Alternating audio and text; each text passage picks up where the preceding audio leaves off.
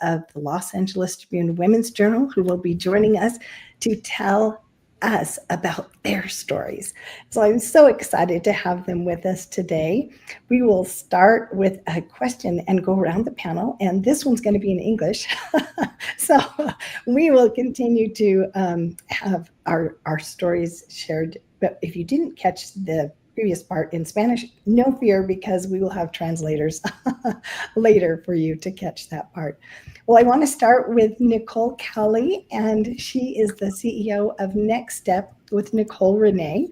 She just recently published a best-selling book. And Nicole, if you could tell us about a time in your life when someone believed in you and gave you the courage to do something that you hadn't done before.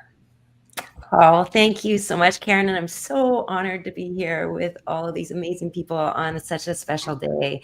So thank you very much. And oh my gosh, when I think about this, I get almost teary because it was my dad from a time when I was really, really little. He was one of those people that kind of whispered into my ear all the time that I could do anything that I put my mind to. And years ago, I had to kind of start my life over. And I feel like those words were the things that got me out of bed, that kept me going, because it was what I remembered. Him believing in me made me believe in me. And I think of this all the time with my children, or I think about other people. What are we embedding in their minds and their hearts when we speak to people? What are we actually having them start to believe? And so I am so grateful for my dad, who really saw in me things I didn't always see. So thank you, Karen, for that question, because it's special to my heart for sure.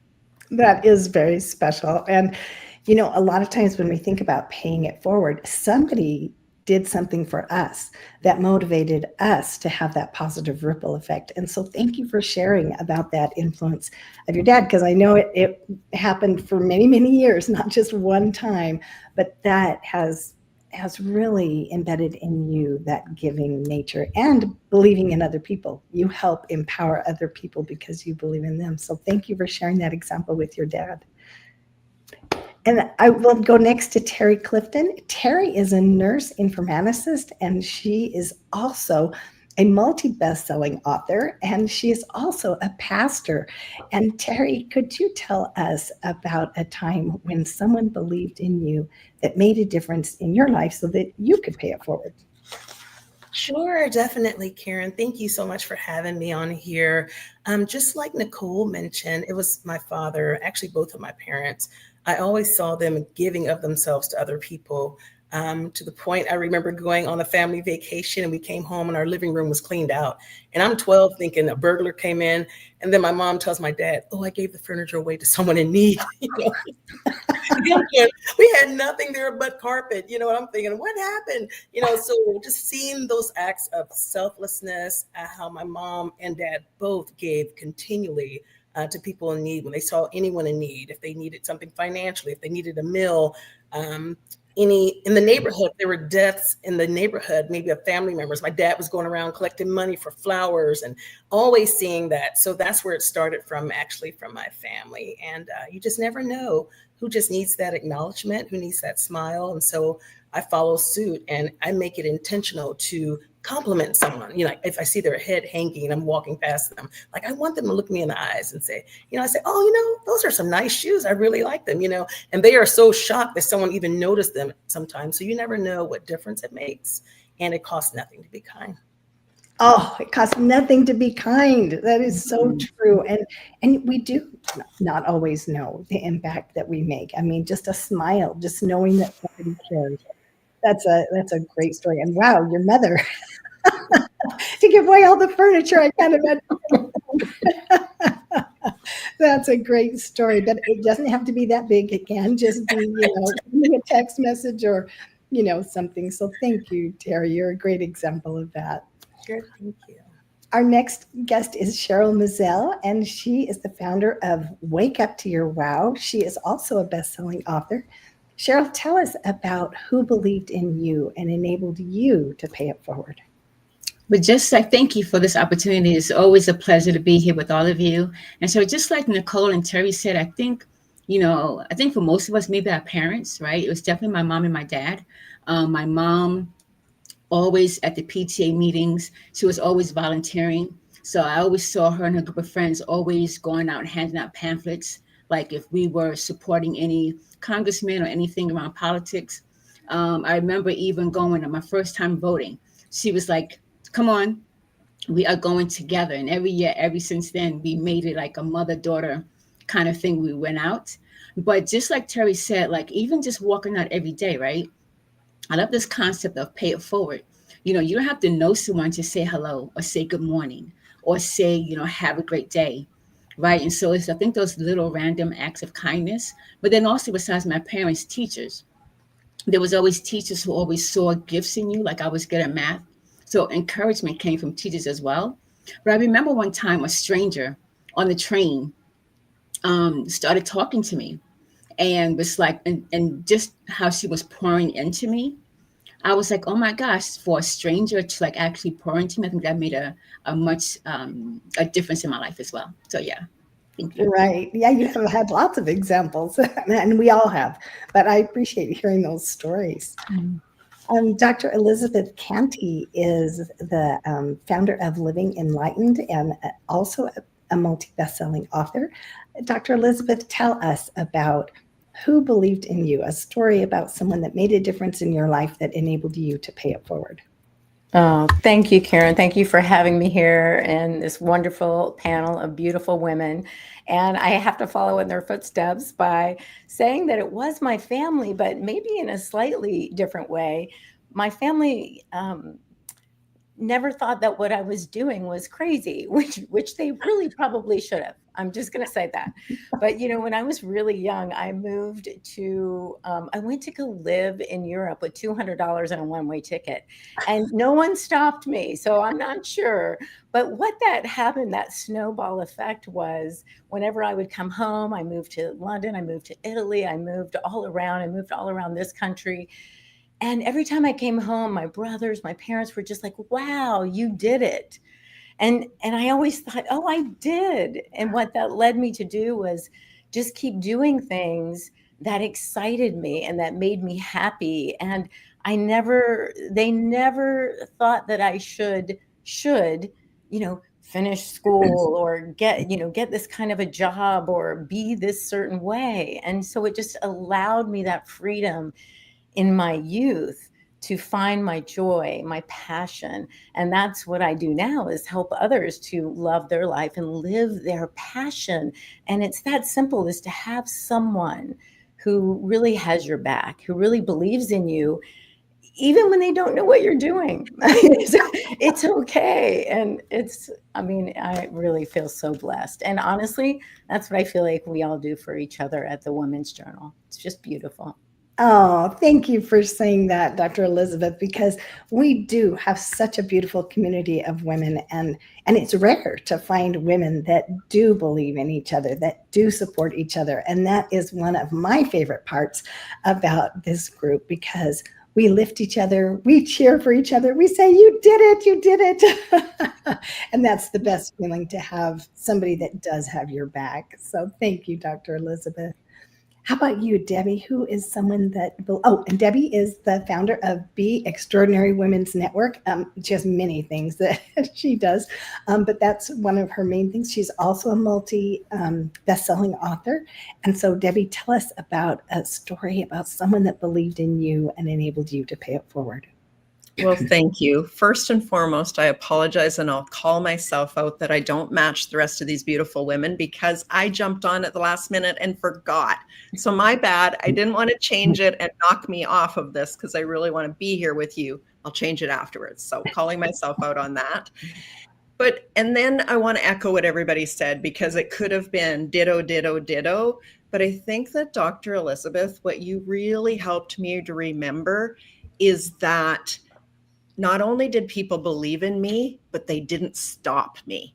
And I think that that's so important. I remember a time that Hurricane Katrina happened, and I had been to both Louisiana and to Mississippi, so I knew the area that had been devastated, and I just jumped on a plane and I went over and helped. And not one person said, Debbie, why are you going there? This is crazy. You don't even know what you're going to do when you get there. They just said, Debbie will help. And I think that belief in you, in just kind of like you said, not knowing, or knowing you're not crazy, that it is okay to act out of impulse or out of just being called forward. And that's really what I think when I heard pay it forward, that's what it reminded me of. Is how can you pay it forward? It's not by planning, it's by doing. Right. Absolutely, Debbie. And you know, one of the things that you said, Debbie, that I thought was interesting is, you know, they didn't stop you. They didn't stop Dr. Elizabeth. And when somebody believes in you and you're able to go and do, that's a very empowering thing. And all of you are so big on empowering others. And then sometimes we have people who don't understand, and yet they still have faith in us that we'll figure it out. And that's a great thing too. We don't have to understand what someone is doing to still believe that they will figure out their path. As a leader, each one of these women are amazing leaders. And so now I want to shift, because this is a leadership broadcast. And I want to start with Nicole, and I want to ask you about how you have opened doors for others as a leader.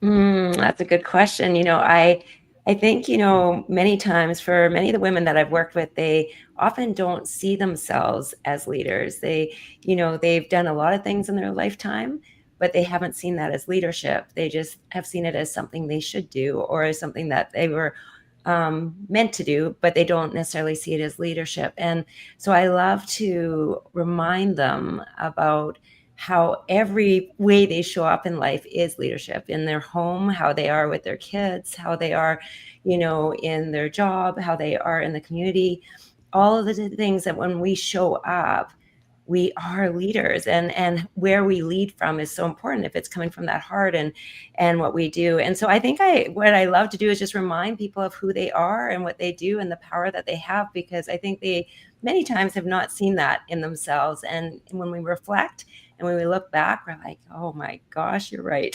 And I have done a lot. I've done a lot, and I make a difference. And I think that's what really is huge, is once they see that, then they know they do make a difference. Every word they speak, every action they do makes a difference.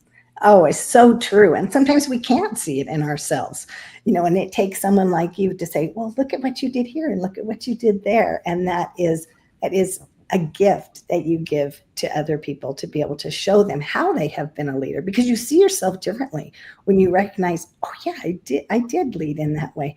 Sometimes it's as simple as, you know, I tell people, you know, have you ever convinced someone to go to your favorite restaurant or to have your favorite meal? Well, you're leading in that moment. And we lead so many ways with our family and our community that we may not even necessarily think as leadership. Terry, how about you? Tell us a story about how you help others to lead. Sure, definitely. Again, similar to what Nicole just mentioned, just speaking into others that they are able to do it. I always say, if you're living today, you have purpose. And I'll start with my own children. I always spoke into them that you belong in every room you walk in.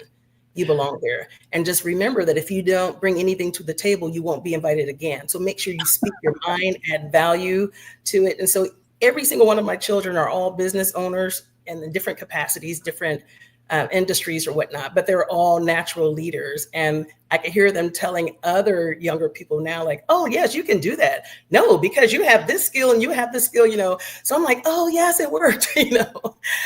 But definitely just being able to speak. And sometimes, you know, people just need that encouragement.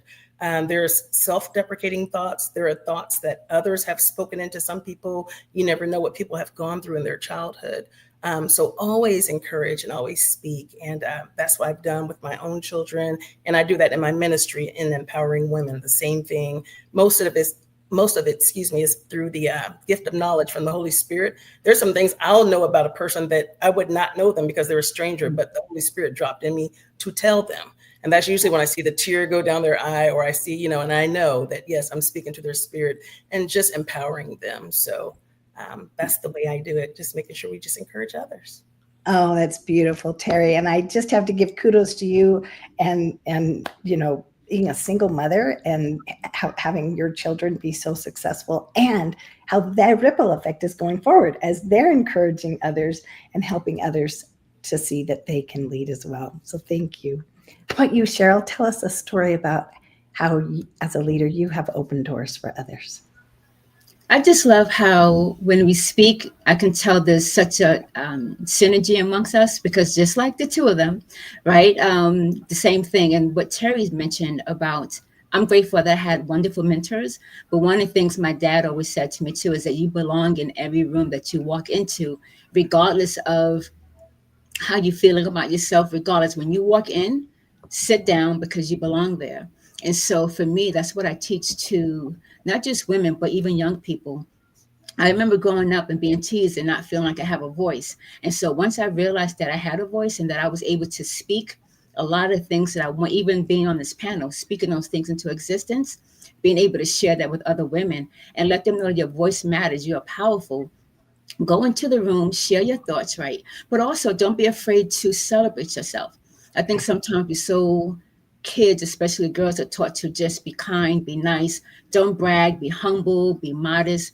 But we accomplish so much as mothers, as if you're in relationships, as teachers, right? And so sometimes when I'm around stay-at-home moms, they think they have nothing to offer. I'm just a stay-at-home mom. It's like, no, you're a leader. You're leading your family, your children, especially your daughters, looking up to you, right? And so for me, it's making sure that when I'm around women, making sure that they feel heard, they feel seen, and that they know they are powerful, and empower them to speak up for themselves. So that's one way that I see myself as a leader.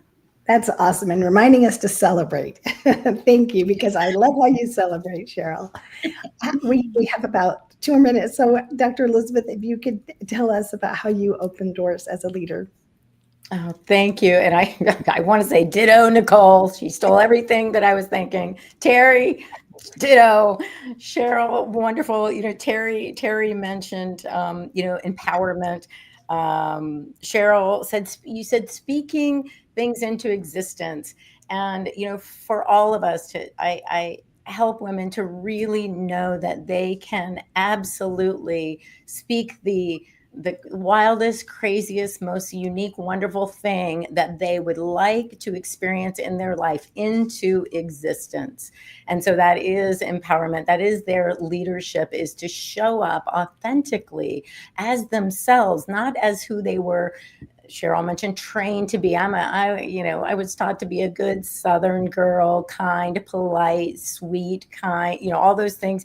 And it's like, but what about the other stuff? What about what's calling me? So it's like, yes, jump into, speak into existence your calling, your authentic expression, because that's your power and that's your leadership. That's awesome. I love that. How about you, Debbie? Thank you so much. Again, ditto. But really, it's helping people feel safe and seen and held and respected. And that really is, I do it in all of the different ways that you guys already spoke it. I think it's really important to recognize that we're doing that for each other right now. We're really holding the space and creating the opportunity for each person to feel seen and valued in this room. And Karen, thank you so much for hosting us today. Oh, I'm so happy to be with you, ladies. And these are just some of the ladies that are part of the Los Angeles Tribune Women's Journal. And did you love their stories? Did you just love them? And that's what we do. So we encourage you to read our leadership edition where these women have published, and in our inaugural edition where they have published their stories. And if you would like to publish your story, reach out, because we would love to feature you and to share your story with the world. So thank you, ladies, for being with us today. It was wonderful, and continue paying it forward.